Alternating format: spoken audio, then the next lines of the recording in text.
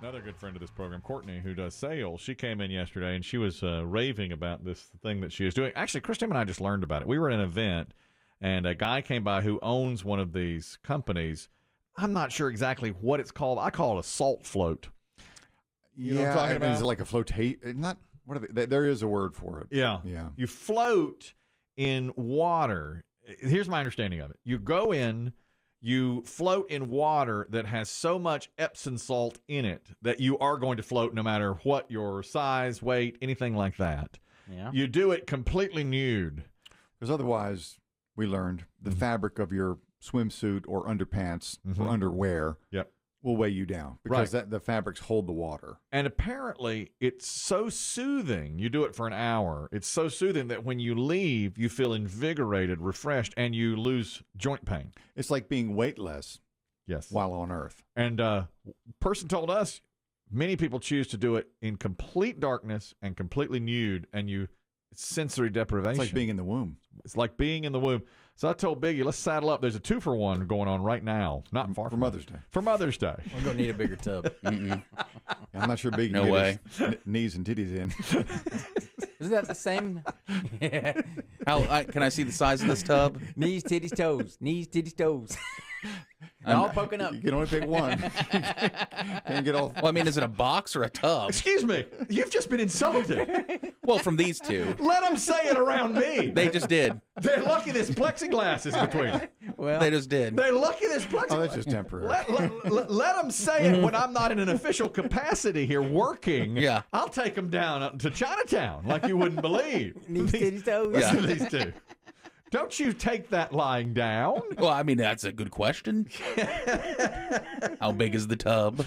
Right. It's a giant tank. It's huge. Oh, yeah. See, none of that appeals to me, though. You'd love it. It sounds it. scary to me. I've done it. It does sound scary, but you completely your thoughts are gone. It's like being in the womb, as you said, and apparently walk out a new man, refreshed entirely. I like the idea of soaking in the salt part, but if they turn off the lights, you don't have to do that. That's optional. Yeah, That's okay. optional. But I would turn off the lights. I want to completely clear everything, mind, body, all of that, and lay there for an hour.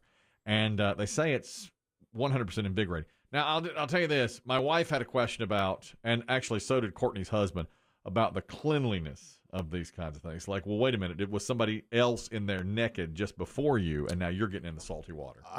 My hunch is that they have to drain it after each. Oh, you have to drain think? it. 100%. They have to drain it completely. Especially now.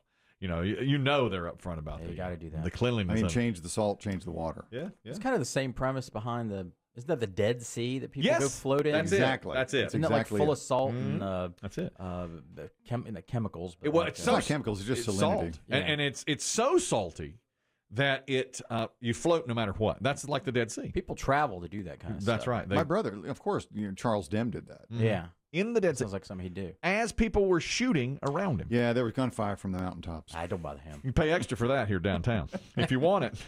Go after dark. After dark. I voted It for seems to be just kind of free lately. See, I voted for just the gunshots and not the salt bath. They got shot in broad daylight. That's right. You got shot broad. You should do it.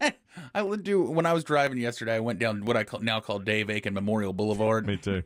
Every time I go that way now, I'm like, oh, here I am at the corner of Dave Aiken Memorial Boulevard. Same with me every time. And that's I always think to myself, There's that's Aiken where- Alley. that's where Dave got shot. This is hit the right where Dave stoplight. got shot. Watch that stoplight. After you're shooting, now I didn't want to. I want to be delicate with this, but after you're shooting, many have said maybe you've turned to the bottle more than usual. Is that right? P1. Kelly said, say it around me. I said, Uber P1 John said, I listened to a segment of this show yesterday, and I swear Dave was drunk. And I wrote him back and said, come here and say it to my face, and let's see what you say about this. Here's what they're talking about, Dave. Now, yesterday, and, I think we glossed over this maybe more than we should have. I was in a mode of getting to the numbers. The story was about a guy, a Marine, who had broken the world record for most push-ups in an hour. And incidentally, he did over 3,000. 3,050 push-ups in an hour, which broke the record by about 150 push-ups. He went for the 12-hour record and fell short, but the 1-hour record is his. Now, after all this was done, we got emails from a couple of Marines who said, I've seen the video. This is not a Marine push-up. That would not pass muster in the Corps. He said this man should be stripped of his title. for having the harsh most words. Right, yeah. I haven't seen the video. I just saw the guy. Yeah, I've not seen the video. His arms are like tree trunks.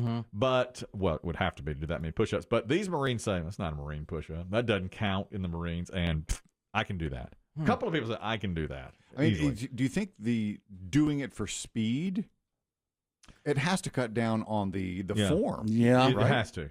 It has to. Well, then just call it something different. Well, but if maybe the Guinness Book push-up is a different level than a Marine push-up. True. Have to go to Yeah.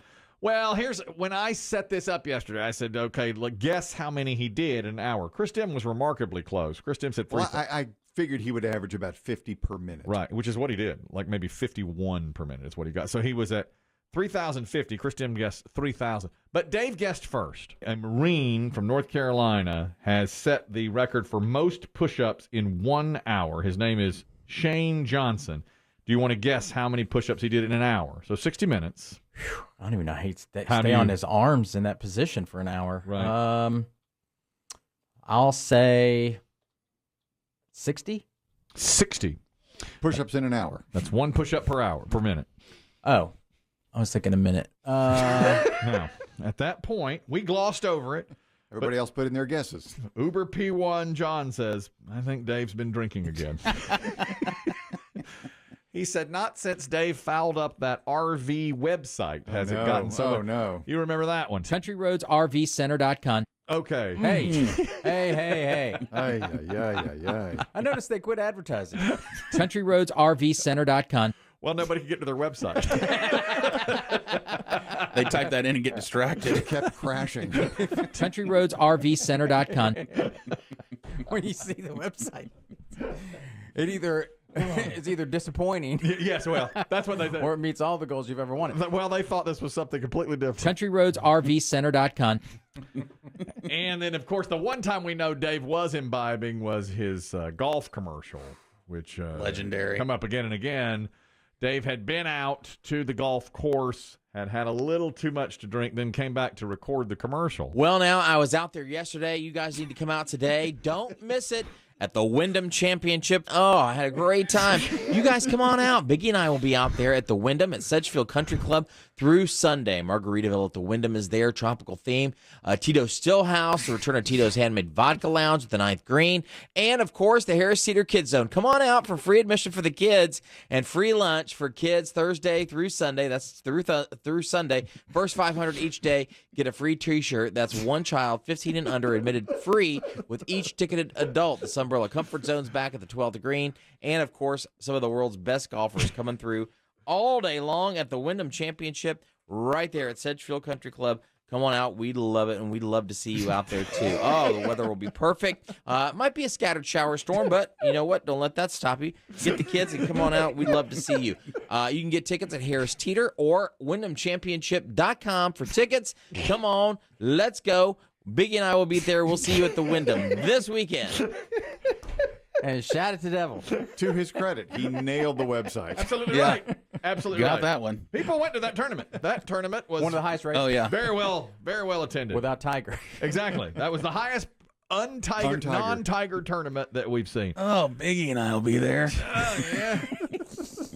You know, I'll tell you what you may not know, Dave, is that Biggie told me that morning, have you heard Dave's commercial? And I said, no. And he goes, I think Dave may have been drunk when he recorded this. And I said, come through that plexiglass. Say it to my face. There's no way. Dave is a pro. That guy. No, he was right. There's no way Dave was drunk for that. I tried as hard as I could to keep that out of y'all's hands. I know. I came in early that morning. Oh, I know. Biggie had already grabbed it. I was one step ahead. I know.